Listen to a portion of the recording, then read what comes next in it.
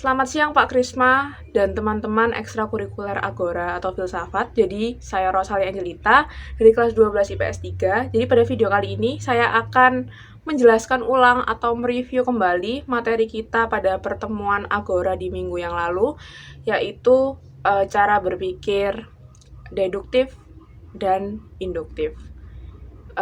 Mungkin sebelum langsung ke to the point, induktif itu apa, deduktif itu apa, pernah dengar nggak sih, mungkin teman kita atau orang tua kita atau mungkin ya guru-guru kita pernah ngomong kayak gini, kamu kalau belajar pakai logika dong, kamu kalau ngomong pakai logika dong, kalau main pakai logika dong, pokoknya apapun itu dikaitin sama logika. Misalkan kalau kita ngerjain sesuatu yang nggak bener, pasti larinya itu ke logika. Kamu kalau main pakai logika dong, kalau ngomong pakai logika dong, kayak gitu. Tapi sebenarnya logika itu apa sih? Itu kayak kita sering bilang pakai logika, pakai logika, pakai logika, tapi siapa tahu kita nggak tahu esensi dari logika itu kayak gimana.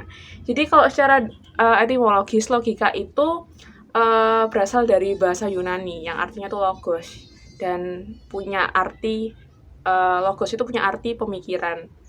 Nah, terus abis itu sebenarnya logika itu apa? Jadi logika itu ilmu yang mengatur gimana sih manusia harus berpikir, gimana sih caranya manusia itu seharusnya berpikir itu gimana. Jadi logika itu penting apa enggak? Apakah kita harus punya logika? Itu jawabannya iya, karena logika itu apa ya?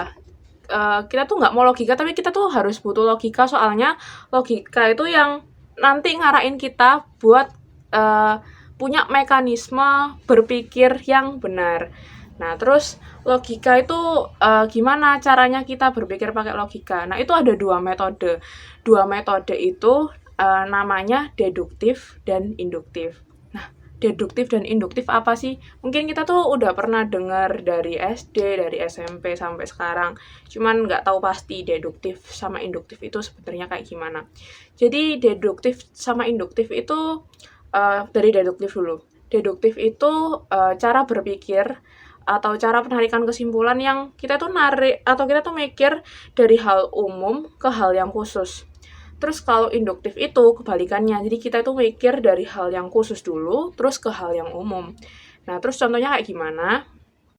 Contohnya tuh seperti misalkan gini, sekarang saya punya 3 pulpen. Jadi pulpen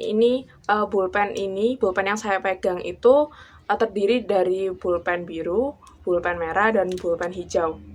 Dengan saya menyatakan pernyataan seperti itu, saya tuh sudah mencerminkan bahwa saya tuh berpikirnya itu secara deduktif, karena saya memaparkan kalau saya punya pulpen, dan saya merincikan kalau pulpennya itu ada warna biru, ada pulpen merah, sama pulpen hijau.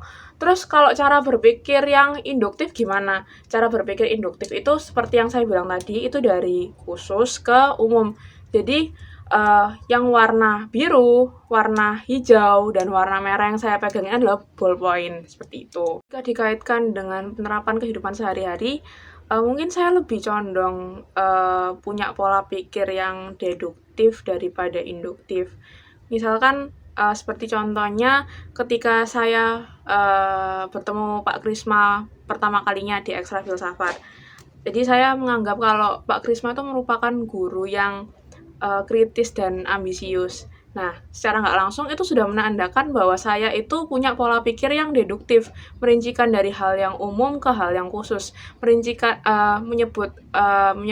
memaparkan Pak Krisma dulu, baru memaparkan hal-hal khusus yang saya amati dari Pak Krisma. Terus kalau berpikir induktif, berarti dari hal khusus ke hal yang umum. Mungkin kalau pada saat itu saya berpikir induktif, saya bisa menyimpulkan bahwa guru yang ambisius dan kritis itu adalah Pak Krisma, seperti itu. Nah, itu gambaran singkat dari penerapan-penerapan cara berpikir deduktif dan induktif di kegiatan sehari-hari. Terus moral value-nya apa? Pesan moralnya apa? Itu menurutku belajar induktif sama deduktif itu punya manfaat tersendiri sih.